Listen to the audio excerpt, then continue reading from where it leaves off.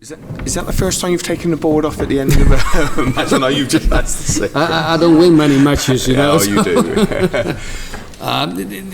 It wasn't really prepared. No. Well, I don't know. It was just a feeling I had, and I did it. Yeah. Hey, it's fine, isn't it? You just made another World semi-final. And did you feel going into this game it was maybe the best chance you've had? I know you've obviously beat Phil before. Maybe the best chance in the World Championship. I think the fifth time. I know. First of all, you know, the whole schedule to me is a bit weird. You know, some players are playing the first round and then 10 days in between playing the second round and then play the day after again. You know, it's the same like last 2 days. When I beat Adrian, when I played Norris, I played the same the day after. Phil and Michael had a day in between. They played yesterday and they played now. 2 days on the spin. Of course, maybe it's tiredness. You know, I know myself what is happening in Holland. Everyone is texting you. Everyone is calling you. The radio, the TV. And I just give my phone to Jaco and I'm saying I don't reply. You know, I make that mistake last year and I'm not going to do it again. No.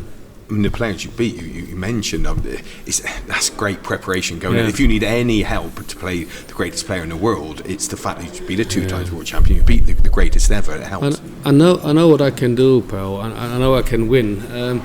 As soon as I found out the draw, you know, I became number 12 in the world. So 12 and 5 goes 17. You know, so I knew top 16.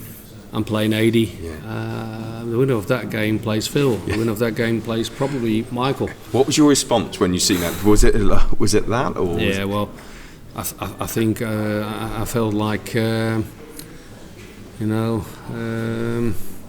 like Mission Impossible. And I said to myself, I'm Tom Cruise here. So, and you look very similar as well, Raymond. I know, but Tom Cruise is doing it all. You know, there's a 4th episode coming up, so maybe. No, of course, if you see a draw like that, you're thinking, wow. But one game at a time, you know. I proved a couple of years ago in 2014, I can beat Phil in the semi-finals of the Premier League and then Michael afterwards. It's all about, you know, they have 3 darts, you have 3 darts. But if they let you in, if they give you opportunities, if you watch that epic game this afternoon, I never watch it, but Jacob was telling me so many 180s between Dave Chisnell and Gary Anderson, and they've still got chances. You know, if he hit that double 10 or tops, you know, he could lead 3-4 and then maybe start his own set and then probably winning the game and you never know, become world champion.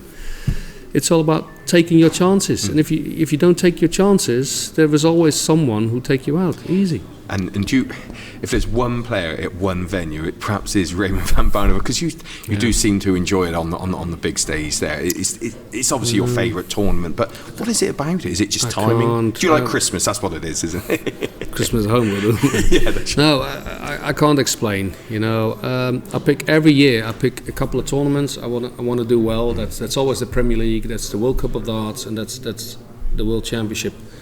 And I always tell myself, you know, I want to peak there. I want to play well there. And here in the World Championship, my body's always full with adrenaline because I'm playing for my country. I'm playing for my wife and family. Everyone is watching. This is the only tournament in the world.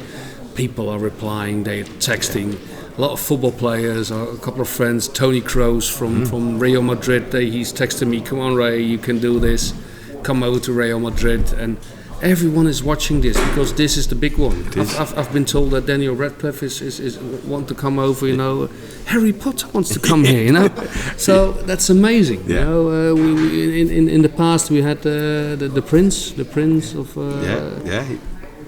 They all love it. Yeah, Prince Harry. And how can you not say to everyone? I know the World Championship, you know, it's just a tournament. It's the best tournament in the world. The tournament. And do you, almost like when you check your first 3, 6, 9 darts, so certainly your first set, I think at viewing the dart, you can always tell what sort of Raymond van Barneveld is here. You know, you take that an extra little bit on every dart and concentrate, and that happened. That paid off in that 167 and the 120 to snatch that 4th set to go 3-1. Do you think that was maybe the point? I know he came back to 3-0, but that was major. Yeah, the finishes helped me big time, and I'm practiced hard on finishes, and But many occasions I blew them. I let Phil in. Phil missed sometimes finishes, and it's so crucial to on 72 you hit that triple 20 and then miss, and you're putting yourself on double 3 on 2 each. I'm thinking, and there's a lot of pressure on a double 3. With your second dart if you miss that first dart. Do you aim just below on your first dart? Do you, or you have to? Yeah. The key to this game is try to avoid thinking, but you can't. No. Some of us can, like Michael. Yeah, but it was almost James Wade, like your performance this evening. You're picking your moments. Yeah, but I got a lot of respect for some players last week. Like James Wade, 3-1 down, still won. Benito van der Pas, he played a really good game against Gary Anderson. He did. Corey Cadby, we're going to hear from him soon. I tell you, amazing player.